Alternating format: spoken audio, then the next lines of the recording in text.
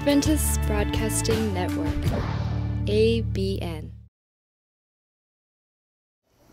우리 참 멀리서 이렇게 오셔서 우리 장막 집회 또 찬양으로 또 여러 순서로 은혜를 주셔서 감사합니다.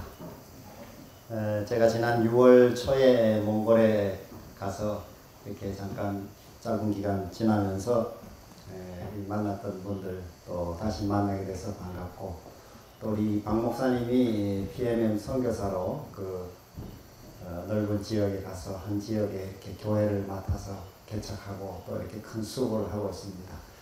아시는 것처럼 몽골은 우리 20년 전만 해도 우리 재림교인이 한 사람도 없었습니다.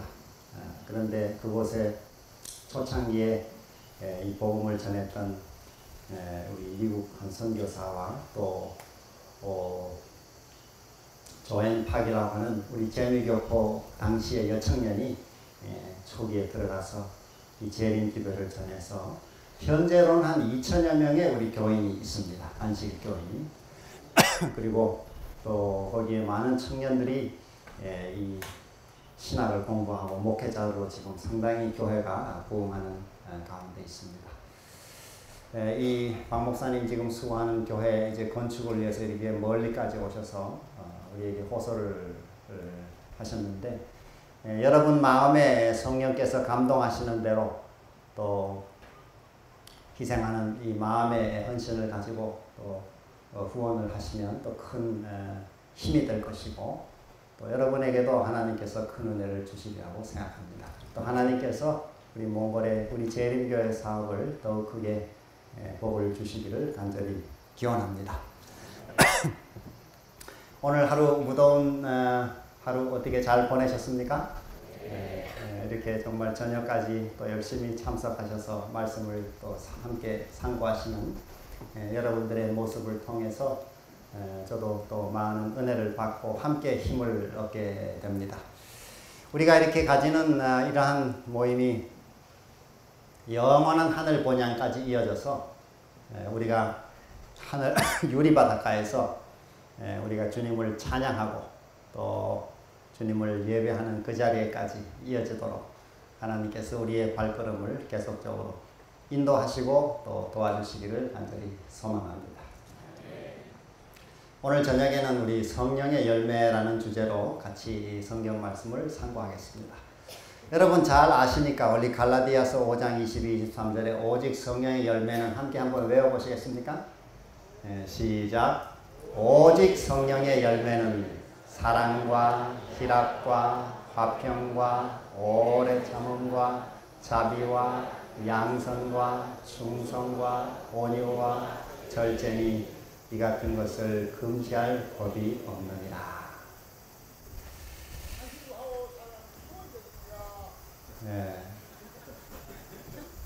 참 귀한 또 제가 잘 정확하게 듣지 못했습니다만 귀한 말씀을 감사합니다. 이 성령의 열매라고 하는 이 주제는 우리 신앙생활에 참 중요한 주제입니다. 하나님께서 우리가 이 예수님의 십자가의 보혈을 믿고 구원을 얻은 다음에 가장 우리에게 원하시는 것이 있다면 그것은 우리가 성숙한 신앙인이 되는 것입니다. 신앙에 무슨 큰 능력과 업적을 내세우는 그런 일을 하는 것보다도 하나님께서 우리에게 정말 바라시는 것이 있다면 예수님을 일단 영접하고 구원받는 것이 가장 큰 일이고, 그 다음에 예수님을 영접한 이후에 하나님이 우리에게 원하시는 최고의 일은 우리가 성령의 열매를 맺는 것입니다. 다시 말해서 이 나무를 심었는데 나무가 몇 년, 3년, 4년 지나는데 열매가 안 맺힌다. 나무가 우람하고 모양도 갖추고 잎사귀도 무성한데 열매를 맺지 못한다. 이렇게 하면 그 나무는 가치가 없는 것입니다. 성경의 말씀처럼 이거 찍어버려라.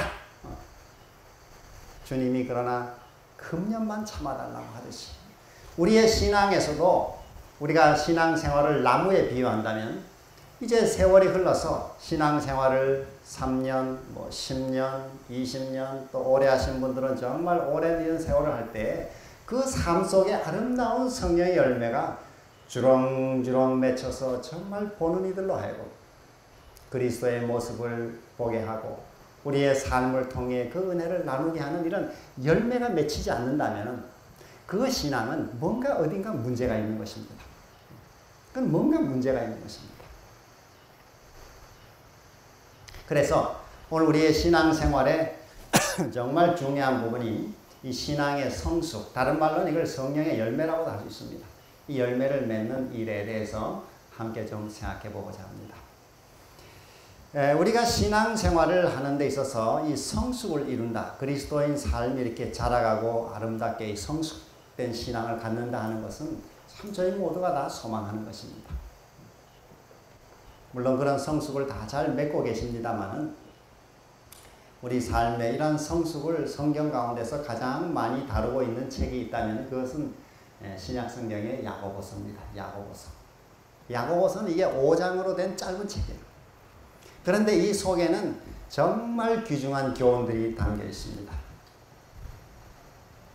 이 야고보라고 하는 책은 이 야고보가 쓴 책입니다. 이것은 예수님의 12제자 야고보가 아니고 예수님의 그 이복 형이었던, 예수님의 그 이복 형제였던 그 형이 예수님 살아생전에는 예수님을 그는 믿지 않았습니다.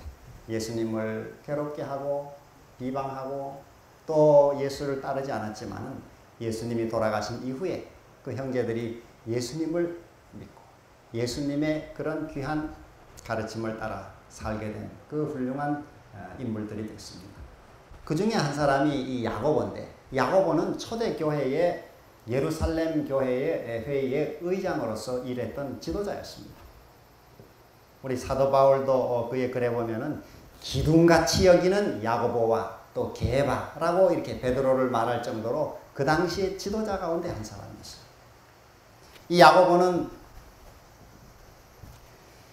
그의 그 지도자적인 경험을 가지고 그 당시의 신자들에게 매우 귀중한 교훈을 짧지만은 압축해서 설명하며 편지로 보냈는데 그 책이 바로 야고보서입니다.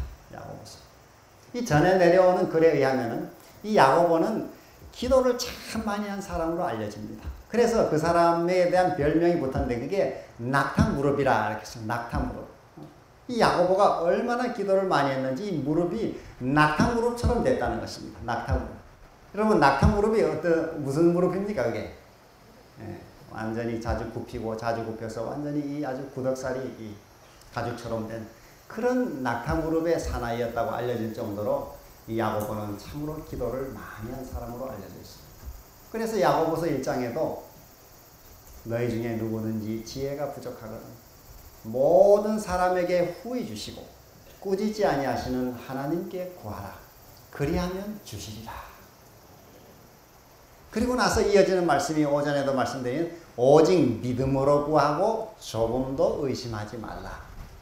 의심하는 자는 마치 바람에 밀려 요동하는 바다 물결 같으니 이러한 사람은 무엇이든지 주께 얻기를 생각하지 말라. 모든 일에 두 마음을 품어 정함이 없는 자로다. 그리고 야고보서 저 5장에 가도 믿음의 기도는 병든 자를 구원하고 의인의 간구는 역사하는 힘이 많고 엘리야는 우리와 성전이 같은 사람이었지만 그가 간절히 기도한 즉 3년 반 비가 아니오고 다시 기도한 즉 하늘이 비를 주었다 이렇게 합니다. 그는 역시 기도의 경험을 가진 사람이죠.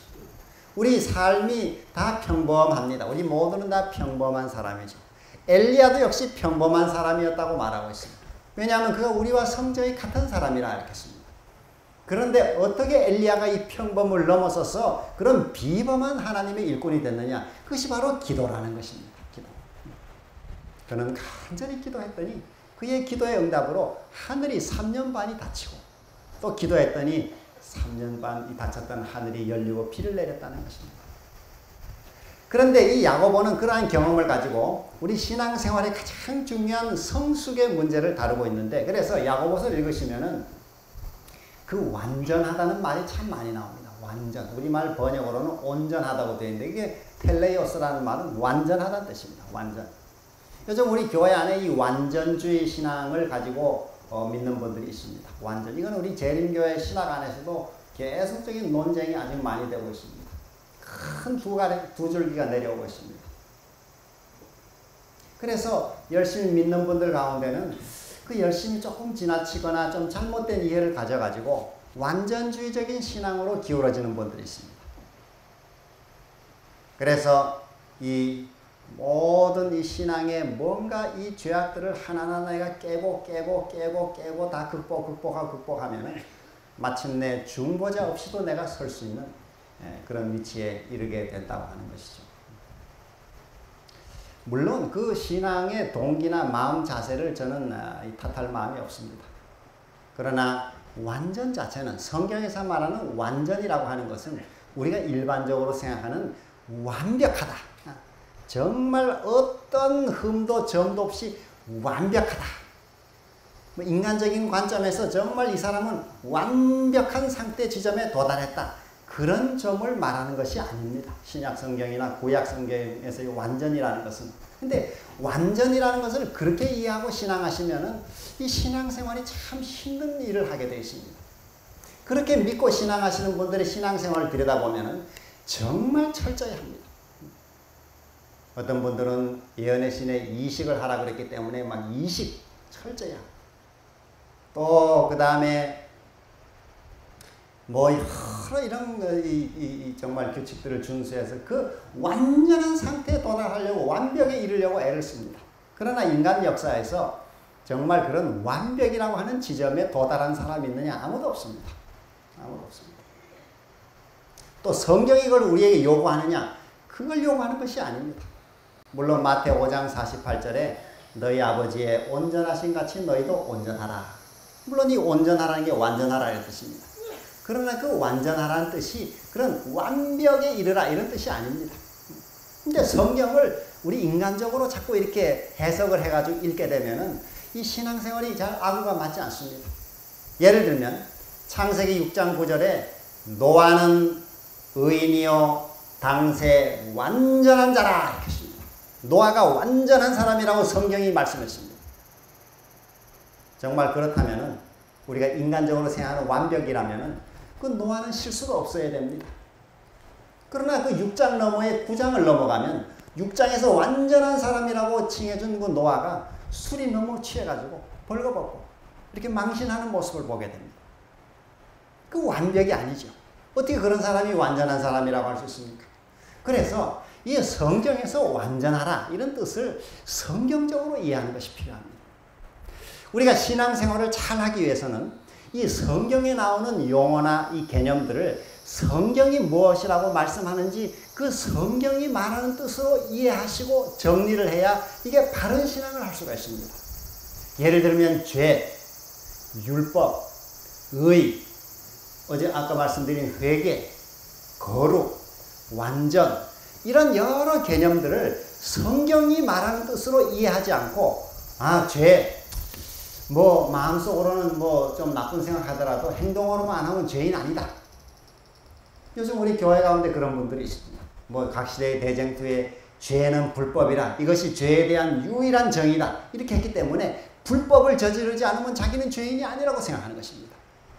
그게 이제 완전주의 신앙에 빗나가게 만드는 것이죠.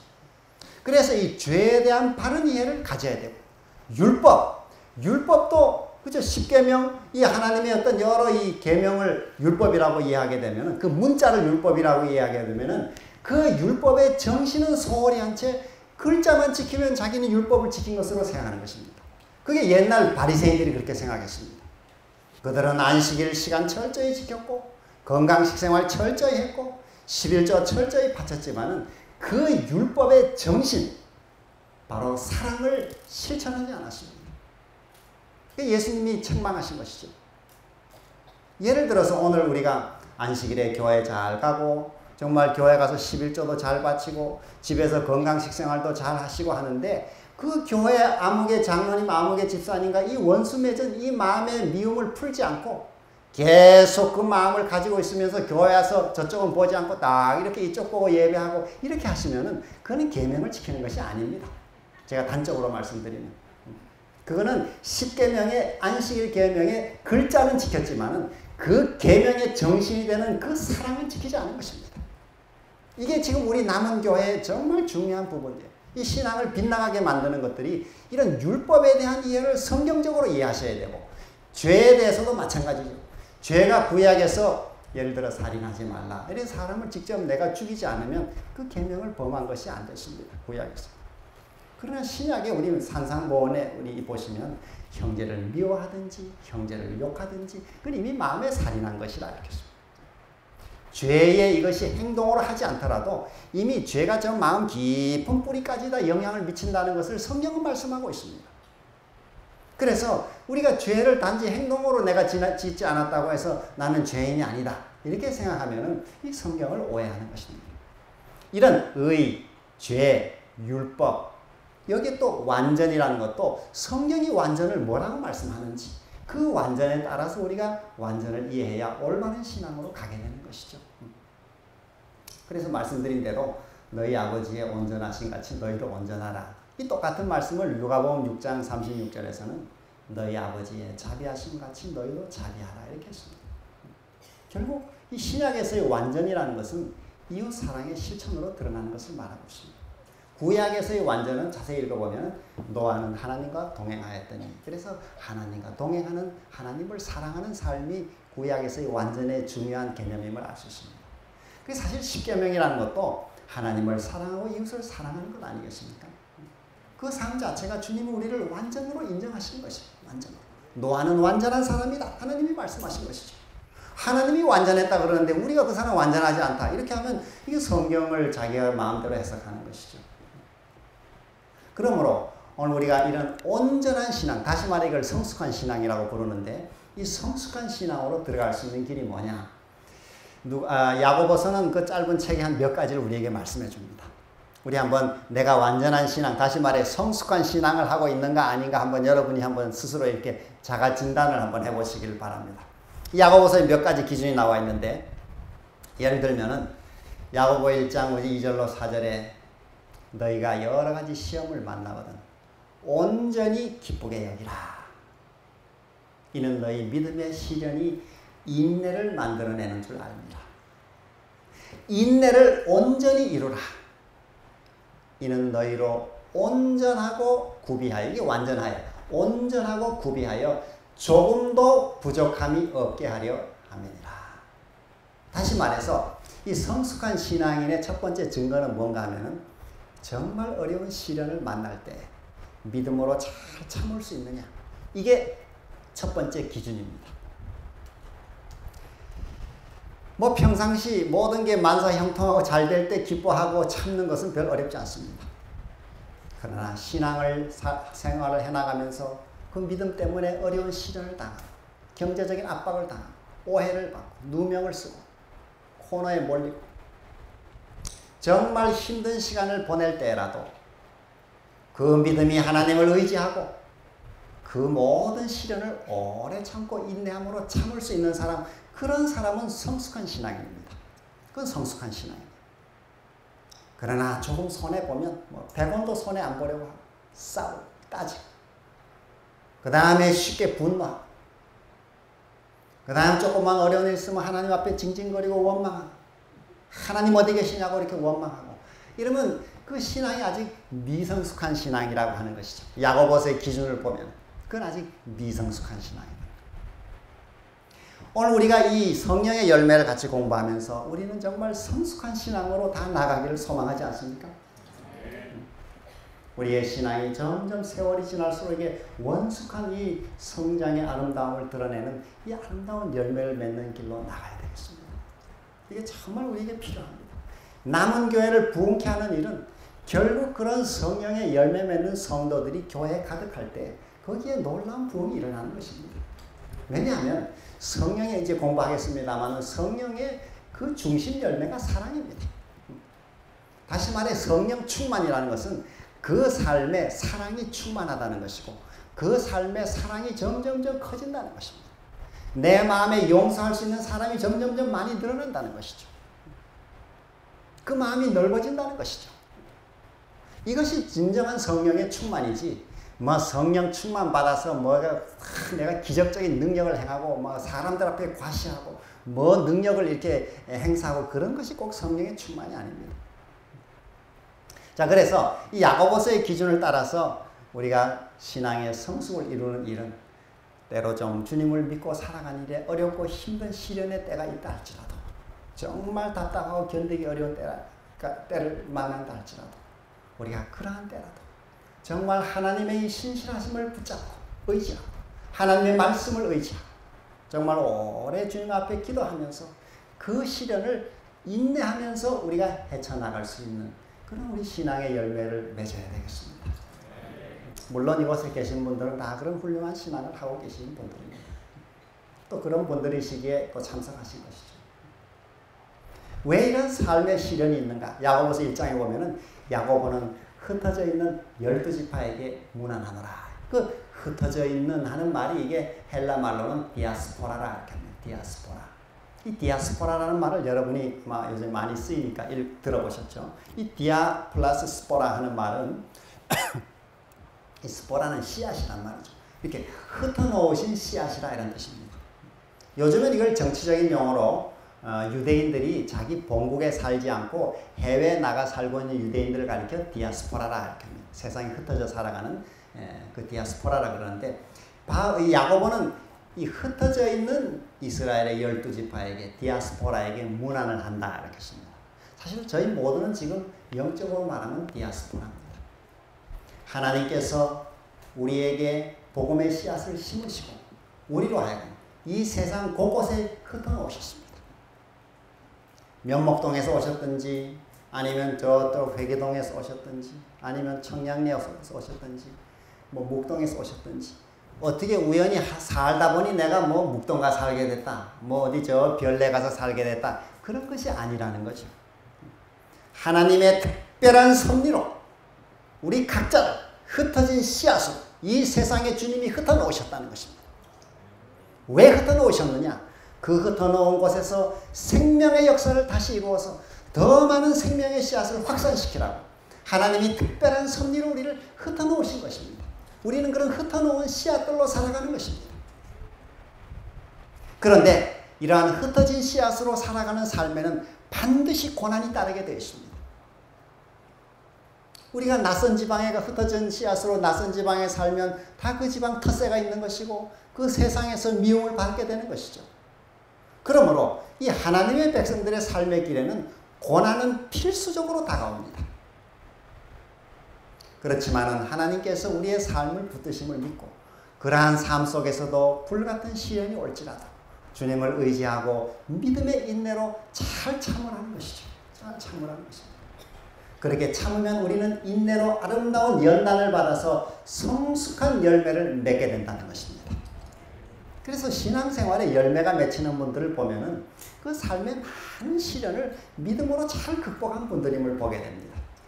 저도 이 목회하면서 이 교우님들 가운데 정말 보배 같은 이 보석 같은 훌륭한 이 품성의 이 신앙을 가진 분들을 만나보게 됩니다. 그분들의 이 말씀을 들어보면 그 삶의 과거에 정말 불같은 시련들을 통과한 분들이 그것이 그분들로 하여금 아름다운 열매를 맺게 한 것입니다.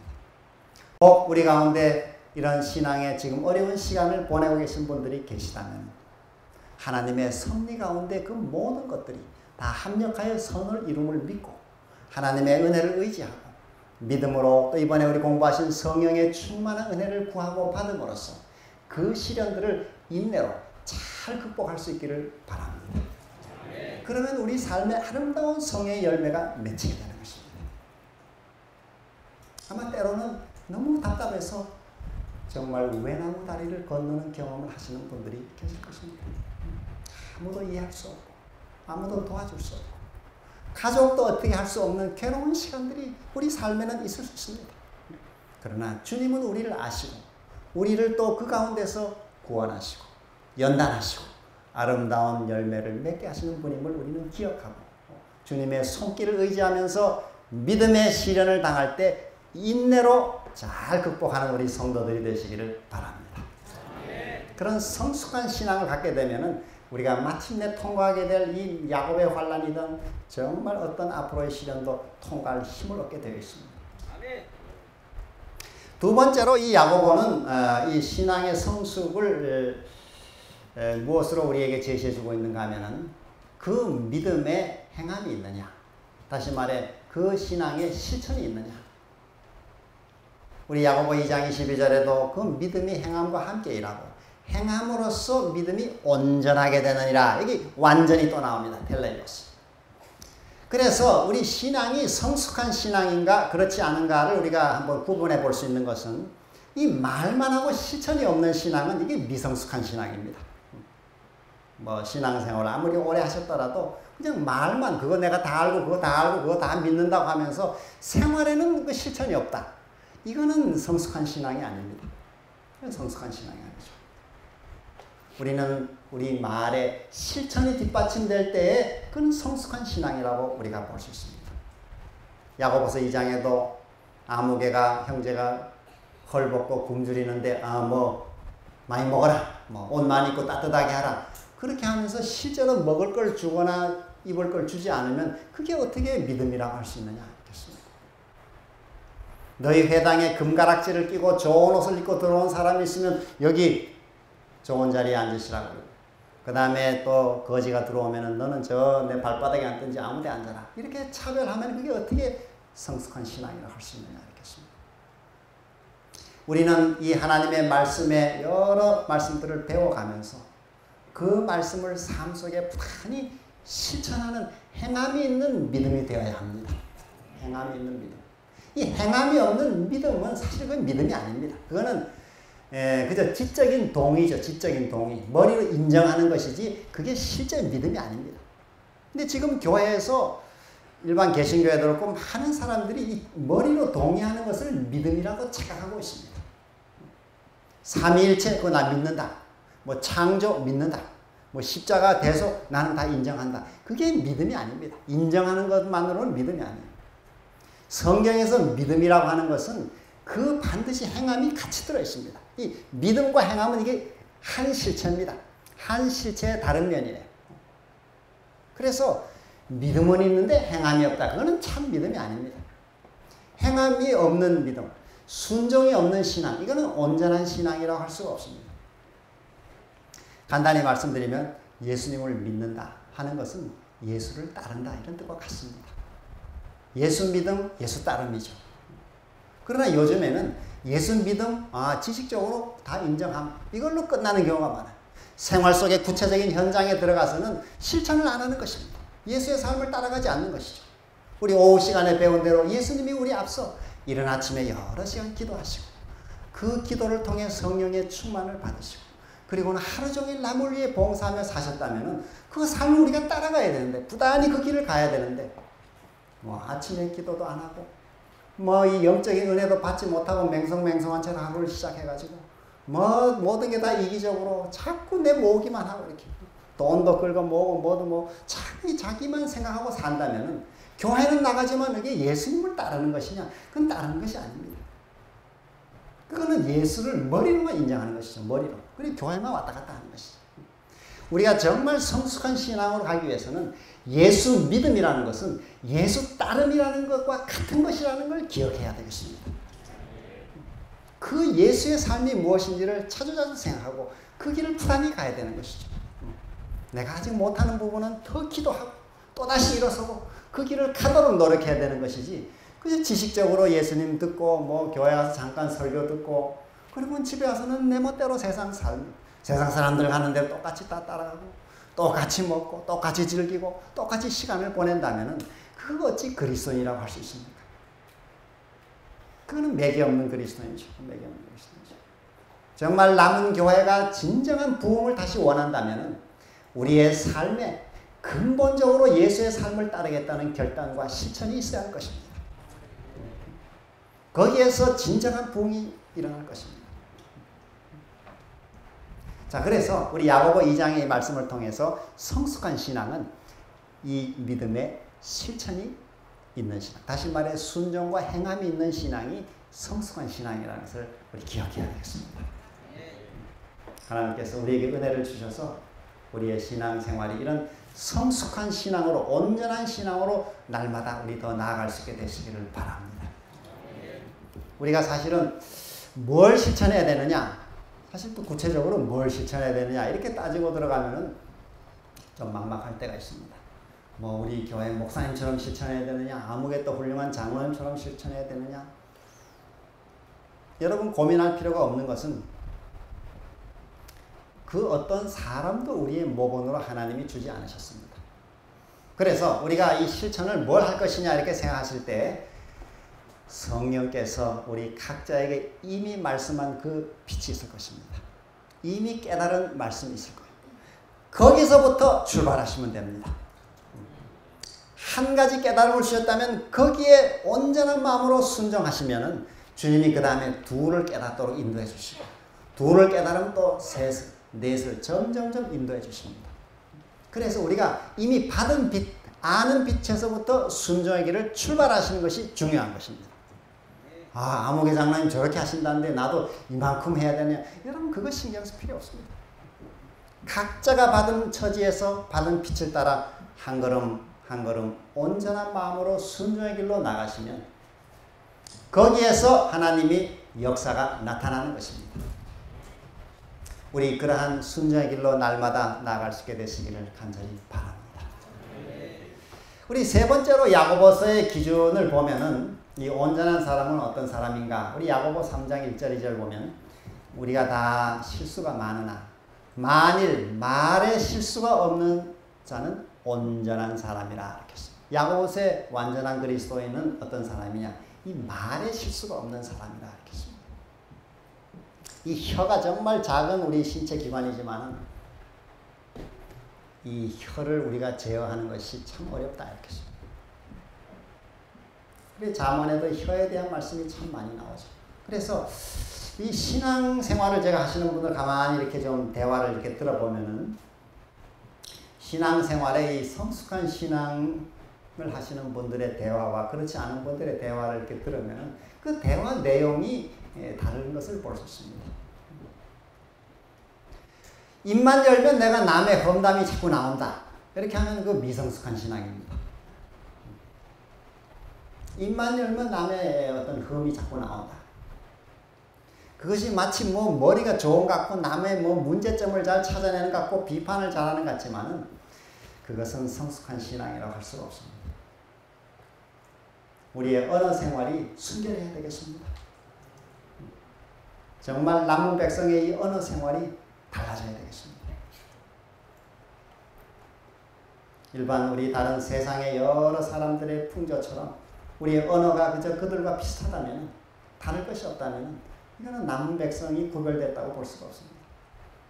물론 우리 이 가운데 계신 분들이야 그런 분이 안 계시겠습니다만 우리가 교회 안에서도 교인들 상호 간에 대하여 또 교회 지도자들에 대하여 우리의 언어가 정말 이 비판한 일을 조심하고 삼가야 합니다. 우리 증언보감 1권 499, 500, 501페이지 쭉 거쳐보면은 거기에 무슨 말씀이 나오는가 하면 이 교인들의 다른 성도들의 품성을 썰어서 그 썬 접시를 가족들이 돌려먹는다 이렇게 씁니다. 남을 비판하는 걸 그렇게 묘사했어요. 근데 그 돌려먹는 그 부스러기를 자녀들이 주워 먹는다 이렇게 씁니다. 그리고 그 자녀들이 이 다음에 다 큰 다음에 신앙을 안 하는 것을 보고 참 의아해한다 이렇게 써요. 왜 우리 자녀들이 어릴 때부터 교회 안에 자라는데 왜 믿음을 커서는 신앙을 안 할까? 벌써 어려서부터 그 신앙을 떠나도록 배운 것입니다. 그 어린아이들이 아무것도 모르겠지 하고는 집에서 목사님 욕하고 장로님 욕하고 집사님 욕하고 그런 대화를 가족끼리 하신다 할지라도 그 어린아이가 다 듣고 있는 것입니다. 그런 교회 지도자들에 대해서 이 아이는 존경심이 없습니다. 그런 교회를 나갈 마음이 없는 것이죠. 정말 두려운 결과를 얻게 되는 것이죠. 우리가 남을 비판할 때 그 비판은 정말 이 살아있는 사람을 썰어먹는 것처럼 그렇게 잔인한 것이라고 화이트인이 묘사하고 있습니다. 그런 교회는 물같이 약화된다 이렇게 했습니다. 저는 오늘 우리의 교회가 약화된 이유 중에 하나가 그것도 있지 않은가 이렇게 생각을 해봅니다. 인터넷에 온갖 생각나는 대로 올리는 글들 뭐 저는 그걸 잘 보진 않습니다만 정말 이것은 이 교회 우리 삶의 신앙을 파괴하는 것입니다. 거침없이 막 이 감정을 말로 표현하는 것들 정말 삼가야 합니다. 삼가야지. 노하기를 더디하는 자는 용사보다 낫고 자기의 마음을 다스리는 자는 성을 빼앗는 자보다 나으니라 이렇게 씁니다. 그래서 우리가 교회 안에서는 정말 교회 안에서는 성질을 있는 대로 내서는 안 됩니다. 절대로 그렇게 해서는 안 됩니다. 여러분이 또 성질을 한번 있는 대로 내게 되면 여러분 자신의 몸에 얼마나 큰 피해가 오는지를 아마 경험하게 될 것입니다. 자신의 건강에도 해로울 뿐 아니라 그렇게 한 다음에는 이 관계를 회복하는 것이 거의 불가능합니다. 불가능해요. 그래서 때로는 사람이라 이 분노가 오를 때가 있지만은 그 분을 내어도 해가 넘어가기까지 그렇게 분을 품지 말아라 이랬어요. 우리 연약함을 주님이 아시니까 분은 좀 나지만은 그거를 며칠을 두고 계속 또 생각하고 계속 생각해서 계속 분내는 것은 이건 자기가 선택하는 것입니다. 그건 안 되는 것이죠. 이 마르틴 루터의 얘기대로 새가 지나가면서 막 탁 똥을 싼다. 그거 안 맞을 길이 없습니다. 여러분 그 새똥 맞아보신 기억이 있습니까? 제가 중학교 때인가 이 집에 처마에 제비가 있었는데 이 제비집을 진 제비가 제가 새벽에 일찍 나가느라고 나갔더니 막 놀래서 그런지 그냥 탁 지나가면서 여기다 그냥 똥을 쌌는데 똥이 아주 뜨끈한 똥을 쌌습니다. 그 제가 제비똥을 한번 맞아봤습니다. 그렇게 쏘는 똥을 싸는 거 제가 어떻게 막겠습니까? 막을 수가 없어요. 그렇지만은 이 새가 우리 머리에 앉아가지고 둥지를 트는 거는 막을 수 있다 이렇게 했어요. 그러니까 때로 우리는 끓어오르는 분노가 있을 수 있고 막 순간적으로 분노가 올 수 있지만은 이거를 하루가 넘어가도록 계속 품고 그 다음 날도 품고 그 다음 날도 또 품고 그 사람을 어떻게 내가 복수할까 생각하고 이거는 안 되는 것입니다. 그거는 자기가 진짜 그걸 택하는 것이죠. 그 길을 택하는 것이죠. 우리 그런 일이 없도록 우리가 하나님의 은혜를 날마다 힘입어서 우리의 마음을 잘 다스릴 수 있게 되는 그 축복을 누리게 되시기를 바랍니다. 이런 말의 실수가 없어야 온전한 신앙입니다. 여러분 한번 있는 대로 성질을 내보십시오. 그 다음에 부끄럽지 않습니까? 후회스럽고 그 주워 담을 수 없습니다. 이 어떤 사람의 시 가운데 연날리는 소년이라는 시가 있는데 그 시에 어떤 집에 부부가 있었는데 그 아내가 이 목장에 소를 잘 관리하지 못해가지고 소가 하나 이렇게 뛰쳐나갔습니다. 그랬더니 집에 남편이 와가지고 막 얼마나 야단을 하고 막 소리를 질렀는지 이제 소를 찾아왔는데 그 다음날도 어떻게 막 소들이 너무 거칠어가지고 소가 또 어디로 나가버렸어요. 근데 집에 왔더니 그 아내가 없는 것입니다.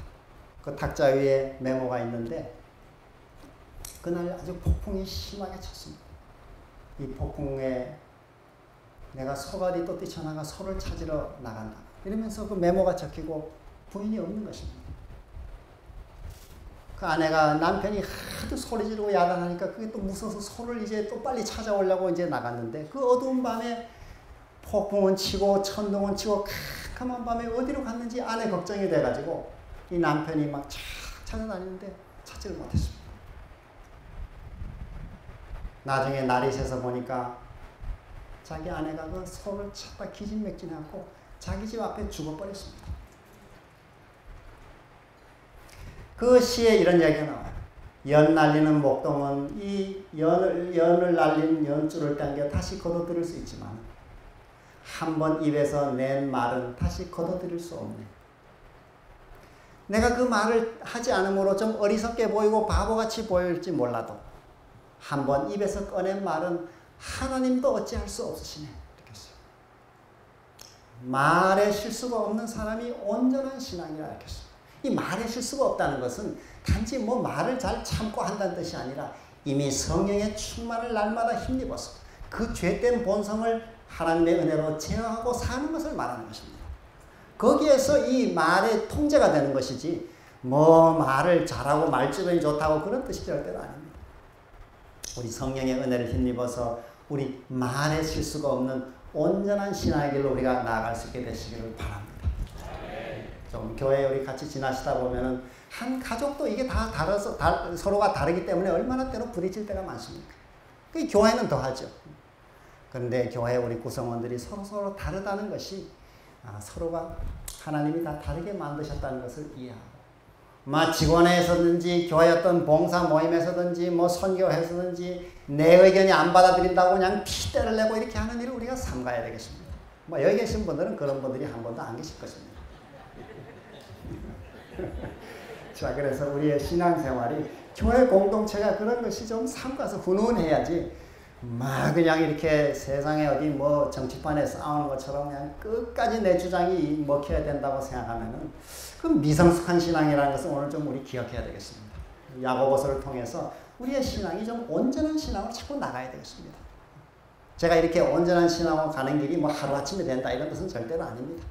제 자신도 부단히 노력하고 있습니다. 후회하고 잘못한 다음에 회개하고 또다시 뉘우치고, 때론 잘못한 사람 찾아가 사과하고, 거듭거듭 저도 반복하고 있습니다만, 그러나 우리는 가야 될 목적은 있습니다. 주님이 말씀한 그 길 향해 온전한 신앙으로 우리가 나가야 되지 않겠습니까? 하다가 안 된다고 이거는 포기한다고 그렇게 하지 말고, 우리가 성령의 약속을 믿고 정말 날마다 이렇게 그 길로 가다 보면 자신도 모르는 사이에 삶이 자꾸 변해가는 것을 여러분이 아마 느끼게 될 것입니다. 생활 습관도 고쳐지고, 죄에 대한 승리도 점점 커지고, 신앙에 성숙하는 기쁨도 얻게 되고, 열매가 나타나게 될 것이고, 이게 신앙이 우리가 바른 길을 들어가는 이 축복이죠. 이런 우리 축복을 우리 신앙생활에 우리 모든 성도들께서 정말 크게 누리는, 또 이미 누리고 계시지만은 더 크게 누리게 되시기를 간절히 바랍니다. 자, 우리 오늘은 이 갈라디아서 5장에 나오는 이 신앙의 성숙에 대해서, 이 열매에 대해서 같이 한번 우리 좀 생각해 보겠습니다. 여러분, 성령의 열매가 거기 몇 가지나 나와 있습니까? 9가지가 나와 있습니다. 그런데 이 성령의 열매가 각각 따로따로 이렇게 맺히는 정말 9가지일까요? 아니면 이게 한 가지일까요? 한 가지예요? 뭘 보니까 한 가지입니까? 네. 그 어디 나옵니까, 그게? 이해를 그렇게 하셨어요.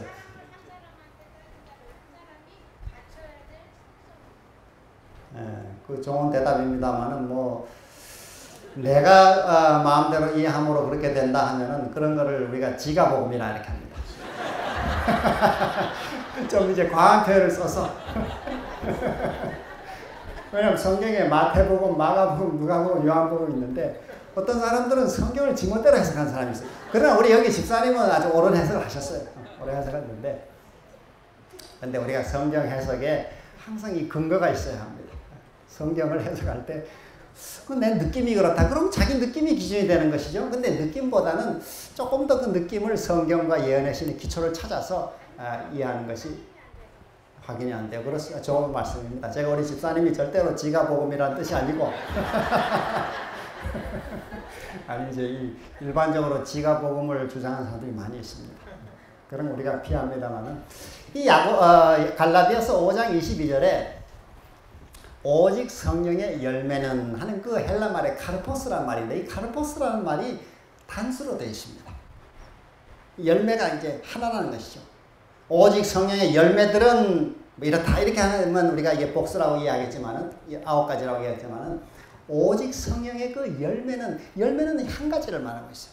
그 열매가 사랑과 희락과 화평과 오래 참음과 자비와 양선과 충성과 온유와 절제다.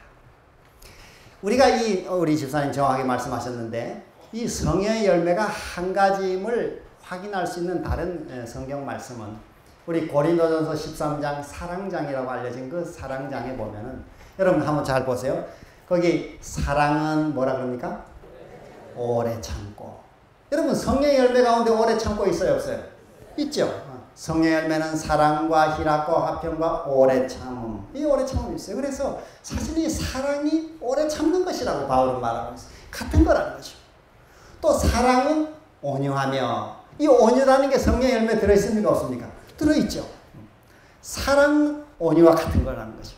사랑은 오래 참는 것이고, 사랑은 온유한 것이고, 사랑은 자기 욕심을 굳지 않는 것이고, 사랑은 성내지 않는 것이고, 사랑은 자기의 유익을 구하지 않는 것이고, 이 성령의 열매가 다 한 열매입니다.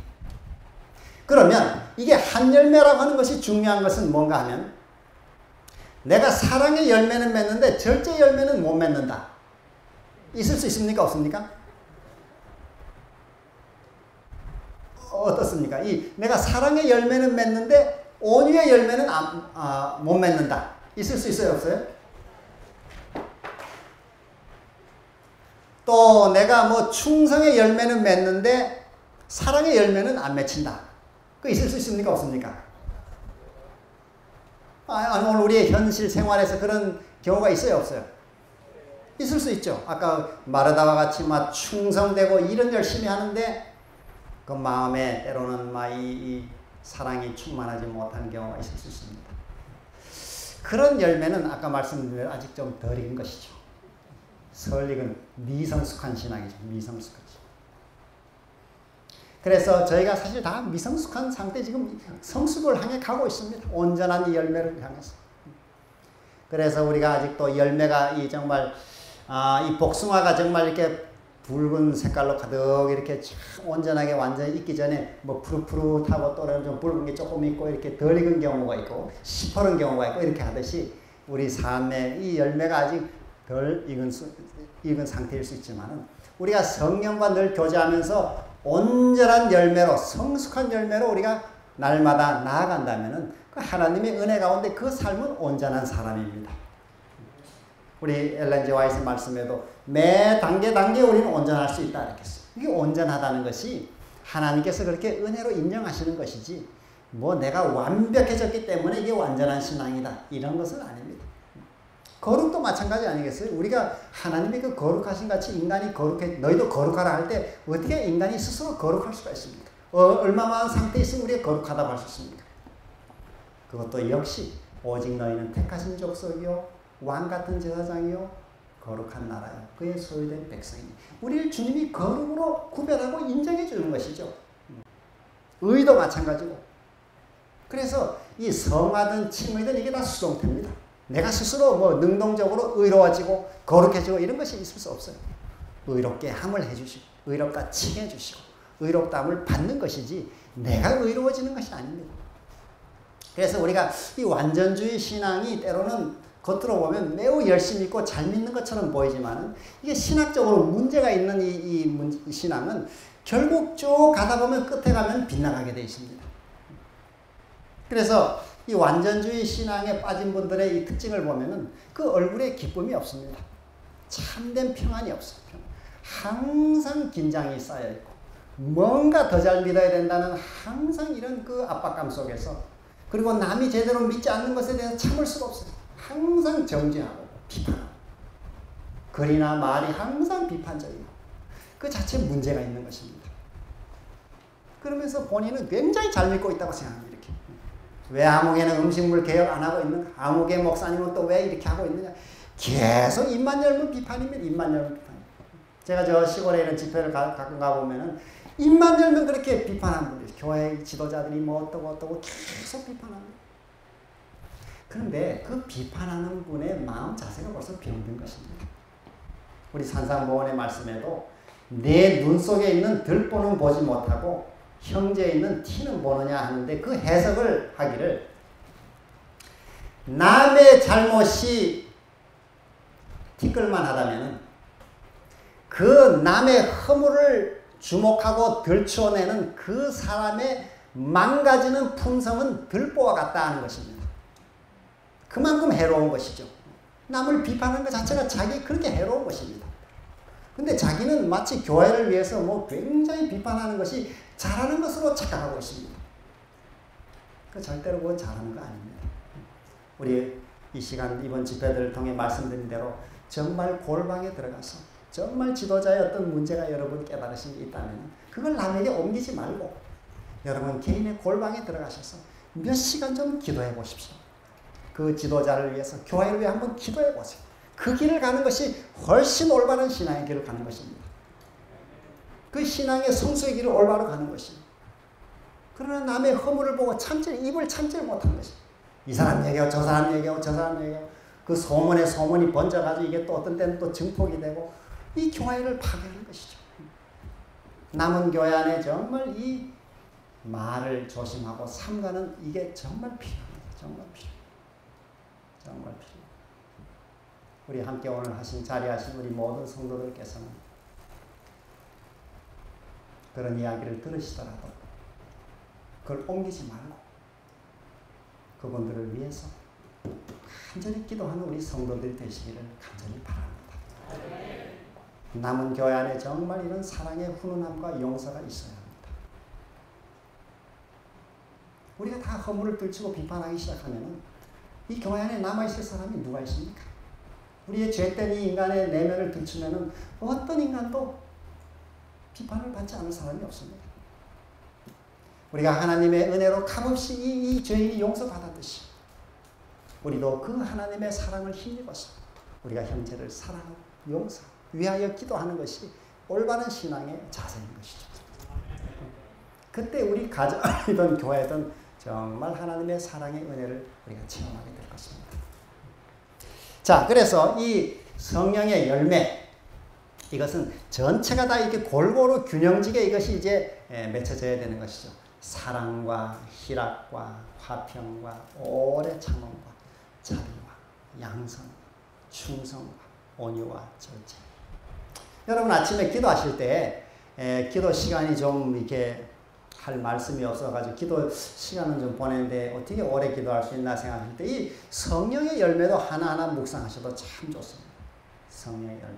우리 이 시간에 여러분 책자에도 들어있는데 뭐 껌껌해서 다 보이시지 않습니까? 제가 보니 깜깜해서 보이지 않 제가 그냥 간단하게 말씀을 드리겠습니다. 성령의 열매 제일 첫 번째는 무슨 열매죠? 사랑의 열매입니다. 사랑의 열매. 이거는 아가페라고 하는 말이죠. 아가페. 이 사랑의 열매는 성령의 열매 가운데 중심입니다. 중심. 정말 이 사랑이라고 하는 것은 매우 중요한 중심이에요. 이것은 하나님의 품성의 핵심이기도 합니다. 하나님은 사랑이시라. 요한일서 4장 8절.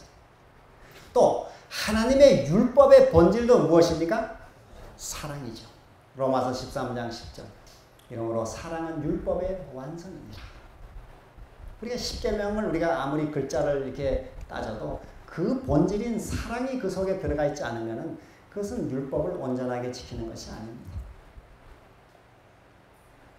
자, 그래서 우리가 이 사랑의 열매를 정말 우리 삶에 맺어야 합니다. 율법을 지킨다는 것은, 하나님의 율법을 지킨다는 것은 그분의 사랑을 삶에 실천하는 걸 말합니다. 그래서 때로는 저는 이런 생각을 해봅니다.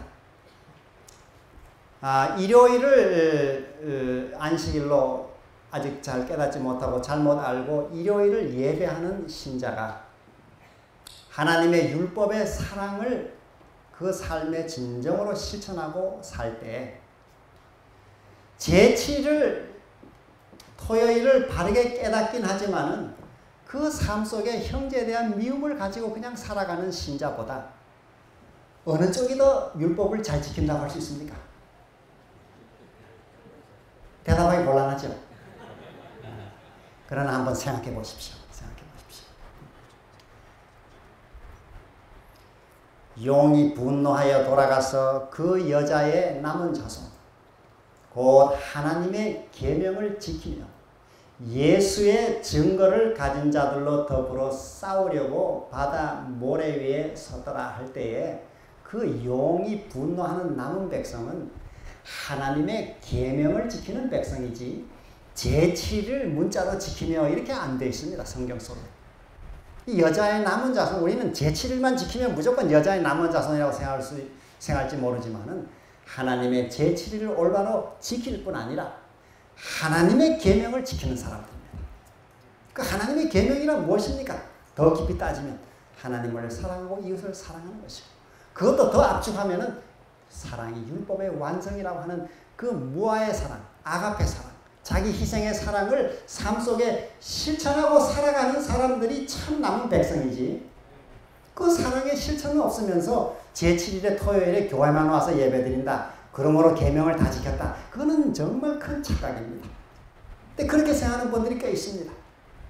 옛날 바리새인들도 그렇게 생각했습니다. 그러나 그것은 아무리 철저하더라도 올바른 신앙이 아닌 것이죠. 자, 그러므로 우리 이 성령의 열매인 사랑의 열매를 우리가 맺는 삶, 그것이 계명을 지키는 삶이고, 계명을 지킨다는 것은 그 사랑을 실천하는 것이고. 여러분, 그런데 우리 속에 그 사랑이 있습니까? 없습니까? 여러분 한번 이렇게 보시면 내 속에 그런 사랑이 있는 것 같습니까? 없는 것 같습니까? 저도 이렇게 자신을 가끔 생각해 보면은 이 속에 자아가 어떤 데 시퍼렇게 살아 있습니다. 살 분노하고 자존심을 상처를 주고 하면 확 분노하고 그냥 이렇게 보복하고 싶고, 이 자아가 인간 속에는 사실 사랑이 없습니다. 우리 산상보원에도 그런 말씀이 나오고, 인간의 원래 마음은 냉랭하고 사랑이 없다 이렇게 했습니다. 사도 바울도 그런 고백을 했습니다. 로마서 7장 18절에 내 속 곧 내 육신에 선한 것이 거하지 아니하는 줄을 아노니 했습니다. 우리 속에는 선한 것이 거하지 않는다 이렇게 했습니다. 마음에는 그 사랑을 실천하고 싶지만 내 육신에 그것이 거하지 않는다 이렇게 했습니다. 그렇다면은 내 속에 그 사랑이 없는데 어떻게 우리가 율법을 지킬 수 있을까요? 우리 힘으로 안 되는 것이죠. 안 되는 것이죠. 당연히 안 되는 것입니다. 그래서 우리가 이렇게 사랑이 없는데 율법을 지켜라. 하나님께서는 계명을 지키라고 하시니까 그 사랑의 계명을 지킬 수 있으려면은 우리 속에는 그 사랑이 없으니 이 사랑이 외부로부터 반드시 들어와야 합니다. 다시 말해서 이 사랑을 받아야 사랑할 수가 있습니다. 이게 참 중요한 부분이에요. 우리가 신앙생활을 나는 30년, 50년 했기 때문에 이제는 저절로 나는 사랑할 수 있다. 그거 절대로 그럴 수 없습니다. 어떤 경우는 이렇게 보면은 신앙의 연조가 오래될수록 더 완고해지는 분들이 가끔 있습니다. 그 사랑이 더 충만해져야 되는데 사랑이 점점 더 없이 더 아주 이렇게 완고하고 더 이기적이 되고 그렇게 되면은 그건 하나님의 사랑이 없는 것이죠. 그건 아마 신앙에 뭔가 이 오리엔테이션이 잘못됐다고 보이죠. 그래서 우리가 이 사랑을 그러면 어떻게 받을 수 있는가? 이 우리 속에 사랑이 없어서 사랑의 율법을 지킬 수 없다면은 그 사랑을 받아야 지킬 수 있다면은 어떻게 그 사랑을 받을 수 있는가? 여러분 그 사랑을 어떻게 받을 수 있습니까? 이 성경의 중요한 그 대답이 로마서 5장 5절에 우리에게 주신 성령으로 말미암아 하나님의 사랑이 우리 마음에 부은 바 됨이니. 여러분 성령의 은혜를 통해서 하나님의 사랑이 우리 마음에 부어진다는 것입니다. 어떤 사람은 이 로마서 5장 5절을 성령의 나이아가라 폭포다 이렇게 말했습니다. 성령께서 우리에게 임하실 때 우리 속에 하나님의 사랑을 막 쏟아 부어주시는 것입니다. 여러분 이런 복을 받고 싶지 않으십니까? 정말 아침마다 정말 이런 복을 우리가 간구해야겠습니다. 성령을 구하면 성령께서 우리에게 이런 사랑을 부어주신다고 했어요. 그런데 아까 말씀드린 대로 그 부어주시는 은혜를 좀 받는데 시간을 보내셔야 합니다. 기다리셔야 돼요. 이 쏟아 부어주려고 하는데 조금 받고는 그냥 뛰쳐나가 버리니까 이 사랑이 저 깊이 안 들어가는 거예요. 안 들어가는 거예요. 그래서 우리 시대의 소망 363페이지에 보면은 예수께서는 그의 인성과 신성을 연결시키는 하늘의 전류로 충전될 때까지 하나님의 보좌를 향하여 탄원하셨다. 이렇게 씁니다. 그거 참 중요한 말씀이에요. 이 우리 몸은 배터리와 같습니다. 여러분 핸드폰 배터리 다 가지고 계시죠? 핸드폰 배터리. 그 이제 핸드폰 하루 종일 쓰고 해서 핸드폰 약이 다 떨어져서 이제 충전하라고 깜빡이가 들어오고 이렇게 하면은 그 충전을 해야 되는데 그 핸드폰 배터리를 충전을 하는데 한 5분 정도 충전하고 다시 쓰면 얼마 동안 쓸 수 있습니까? 그거 얼마 못 쓰죠. 얼마 못 씁니다. 적어도 좀 어떤 거 이 오래 가는 것들은 2시간, 3시간 충전해야 돼요. 여러분 마음이 급하다고 여러분이 너무 마음이 급해가지고 그 핸드폰 배터리 꽂아놓은 게 이 시간 걸리는 거 참을 수 없어가지고 한 5분 꽂아놓고 뽑아가지고 또 쓰게 되면 어떻게 돼요? 쓸 수 없어요. 힘이 없습니다. 우리 핸드폰 배터리는 한 2시간, 3시간 잘 꽂아고 참으시는데 하나님과 우리가 기도하는 시간을 통해 이 영적 배터리, 기도 시간이 충전되는 시간이거든요. 그 충전되는 시간은 기다리질 못해요. 5분 찔끔 꽂아놨다 그냥 뛰쳐나가는 것입니다. 그러니까 우리 영적 배터리 힘이 없어가지고 이 배터리가 기능을 못해. 하늘에 전파가 오는 걸 잘 이 핸드폰이 감지를 못해. 꺼져버려가지고. 우리 이상구 박사가 우리 얘기대로 이 유전자가 다 꺼져버렸어요. 우리가 충분하게 충전을 해야 합니다. 충분하게. 여러분 충분하게 충전할 마음이 좀 있으시죠? 한번 우리 결심하고 한번 해보십시다. 이게 쫙 꽂아놓고 여러분 기도 시간에 조용히 시간을 보내실 때 좀 답답하더라도 이게 지금 내가 이 배터리 꽂아놓고 좀 이 전류가 들어오고 있구나 이렇게 내게 지금 전류가 들어오고 있구나. 그 예언의 신에 그렇게 써 있습니다. 예수님은 하늘의 전류로 이렇게 충전이 될 때까지 기도했다는 거예요. 그게 얼마큼 걸리는가 그 정확한 시간은 알 수 없지만은 우리 전 시간에 말씀드렸는데 그게 여러 시간 기도하셨다. 예수는 이른 아침 여러 시간, 매일 아침 여러 시간. 하물며 우리 조그마한 배터리도 뭐 한 2시간 걸리는데 우리 영적인 배터리를 충전하는데 그저 5분 하고 뛰쳐나. 어떤 때는 기도도 없이 하루를 살고 벌써 그 틀림없이 하루에 실패하게 되십니다. 사단과의 싸움에서. 우리의 실패의 원인 중에 중요한 한 가지가 이른 아침에 우리가 충만한 성령의 은혜를 받지 않고 하루를 시작하기 때문에 그렇습니다. 하나님이 안 도와줘서 그런 게 아니에요. 하나님은 왜 우리 내 신앙은 왜 이렇게 안 도와주시는가? 하나님은 만반의 은혜로 하늘을 다 우리에게 내려다 줬습니다. 우리가 그걸 받지 않는 것이죠. 그 충분한 은혜. 우리에게 주신 성령으로 말미암아 하나님의 사랑이 우리에게 아주 쏟아 부어지는 그 은혜를 콸콸콸 아침마다 쏟아지는 은혜를 충만하게 채우고 그 하늘의 전류가 아주 완전히 충전되도록 우리가 충전돼서 이 배터리가 아주 약이 그득하게 들어가지고 얼마든지 하루를 쓸 수 있는 그 힘을 얻어야 우리의 신앙이 능력 있고 승리하는 길로 나갈 수가 있습니다. 그게 부족하면은 공부를 아무리 많이 하셨든지 신앙의 연조가 아무리 오래되셨든지 받은 재능이 아무리 많든지 여러분의 환경이 아무리 좋은 환경에 계시든지 영적 싸움에 언제나 허약하게 되어 있습니다. 언제나 허약하게 되어 있습니다. 그러나 영적인 은혜를 충만히 채우시면 세상에 비록 가난해도 여러분의 삶에는 참된 평안과 담대함과 만족이 있습니다. 만족이 있습니다. 왜냐하면 전능한 하나님의 은혜를 여러분이 힘입고 살기 때문에 그렇습니다. 우리는 하나님이 이런 큰 능력을 우리에게 약속해 주셨는데 우리 개인과 교회와 가정이 이런 무한한 하나님의 능력을 들고 있음에도 맥없이 산다면 이건 우리 책임이죠. 우리 책임이죠. 부디 이 하나님의 충만한 사랑의 은혜를 우리가 아침마다 충만히 채워서 우리 삶에 사랑의 열매가 나타나고 이웃에게 사랑이 나타나고 우리 가정과 교회에 사랑이 나타나는 그런 아름다운 열매가 우리 삶에 아름답게 맺히게 되기를 바랍니다. 이 성령의 은혜를 아침마다 받으면 아마 이곳에 계신 우리 남편 아내 간에도 정말 관계가 많이 달라질 것입니다. 제가 여러분 가정을 일일이 다 이렇게 잘 모르기 때문에 어떤지 모르지만 어떤 가정들은 교회 와서는 정말 점잖고 천사 같은데 가정에 들어가면은 그렇지 않은 분들이 가끔 있다 그럽니다. 혹시 찔리는 분이 계십니까? 우리가 다 연약해서 그런 다 허물들이 있습니다. 이것도 우리가 하나님의 은혜를 받으셔야 됩니다. 받으시면은 틀림없이 달라지게 되어 있습니다.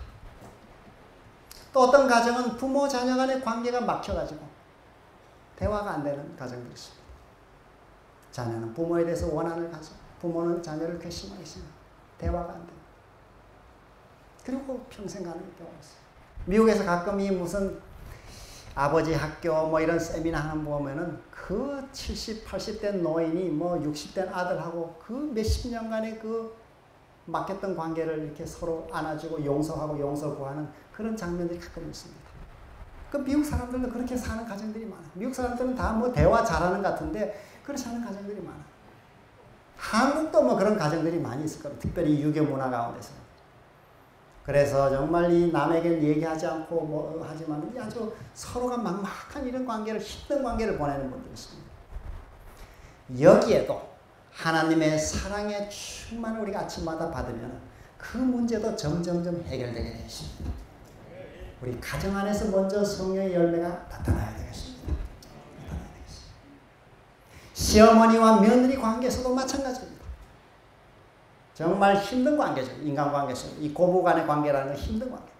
그러나 여기에도 하나님의 사랑의 충만을 힘입어서 이 안에서도 진정한 사랑이 실천되어야 되겠습니다. 우리 교회 상호 간에서도 때로는 교우님들 간에 어떻게 살다 보면 서로 뭐 의견이 마찰이 돼서 때로는 좀 불편한 관계가 생길 수 있습니다. 그럴지라도 그 관계를 그냥 방치하고 계속 끌고 가는 것은 옳지 않습니다. 우리가 하나님의 성령의 은혜를 힘입어 그런 분들을 위해 기도하고, 그래서 빨리 화목하고 하나님의 은혜 가운데 이 용서하고 이 신앙을 다시 회복하는 길로 나가야 되겠습니다. 그래야 이 교회가 훈훈해지고 하나님의 정말 계명을 지키는 백성들의 교회가 되고 거기에 진정한 성령의 부흥이 나타나는 것입니다. 정말 때가 가까워서 이제 개신교회든 천주교회든 정말 진리를 찾아 준비된 영혼들이 많이 들어올 때 이 하나님의 먼저 믿은 교회가 사랑 안에서 이런 진정한 성령의 열매들이 맺혀야 그 모든 사람들을 받아들일 수가 있는 것이죠. 예를 들어 우리 장로교회 어떤 교회가 정말 진리교회 통째로 100명이 들어왔다. 지금 우리 교회 어느 교회에 참 그분들이 100명이 들어온다고 할 때 우리 감당할 교회가 있습니까? 우리 속한 교회부터 정말 그런 일이 있다 할지라도 감당할 수 있는 우리 신앙이 되도록 우리가 함께 기도하고 그 길을 향해 우리 나가도록 합시다. 그러면 이 교회에 정말 놀라운 부흥이 일어날 것입니다. 그래서 혹 우리 가정의 가족 간에든지 아니면 또 교우 간에든지 또 직장에서의 어떤 관계에 이런 좀 힘들고 정말 원수같이 생각되는 관계가 있는 사람들을 어떻게 대해야 될까? 우리 신앙인들은 그런 관계를 어떻게 대해야 될까? 우리 생각할 때 우리 중요한 한 가지 방법이 있는데, 성경의 말씀의 방법인데, 로마서 12장 우리 14절에 너희를 핍박하는 자를 위하여 축복하라. 이렇게 축복하라. 축복하고 저주하지 말라. 또 마태오 5장 44절에 너희를 핍박하는 자를 위하여 기도하라. 기도하라. 축복하라. 기도하라. 이거 합치면 뭐가 되죠? 네, 축복 기도하라. 축복 기도하라. 우리가 그런 불편한 관계가 있는 분들은 여러분 그분을 위해서, 그분의 가정을 위해서, 그분의 직장을 위해서 여러분이 축복 기도를 하시게 되기를 바랍니다. 그렇게 기도하시면은 이게 시간 속에 이 성령이 역사하시고 그 관계들이 회복되게 되어 있습니다. 정말 힘든 관계들도 회복되게 되어 있어요. 우리는 그 성경의 말씀을 따라 성령의 은혜를 힘입어서 이런 축복의 통로들이 되고 또 축복 기도하는 삶이 되어야 되겠습니다. 우리 시간이 다 돼서 나머지 열매들에 대해서는 여러분 책자를 읽어보시면 되겠고, 이 가장 중요한 열매, 우리 한 열매 한 열매가 정말 다 공부할 중요한 내용입니다만 이 열매들 가운데 중심이 되고 또 전체를 대표하는 이 사랑의 열매, 신앙이 성숙했다는 증거, 성령 충만하다는 증거는 그 삶의 사랑이 점점 커지고 넓어지는 것을 말합니다. 성화가 됐다는 참 증거는 그 사랑이 점점 사랑이 커지는 걸 말합니다. 성화가 됐다고 하면서 여전히 까다롭고 각박하고 남을 비판하고 이것은 올바른 성화가 아닙니다. 그건 올바른 성령 충만이 아닙니다. 우리가 진정한 성령의 열매, 아름다운 이 사랑의 열매를 아침마다 구하면 쏟아 부어주신다고 약속하셨으니 그 쏟아 부으시는 사랑을 받고 이 하늘의 전류로 충전을 받아서 우리의 신앙이 날로 성숙한 성령의 열매를 아름답게 맺는 우리 모든 신앙생활이 되시기를 바라면서 저녁 말씀을 마치겠습니다. 잠깐 기도하고 마치겠습니다. 하늘 아버지시여, 오늘 하루의 삶을 이 한적한 곳에서 또 주의 말씀과 또 서로의 교제와 기도를 통해서 은혜를 나누게 해주시니 감사합니다.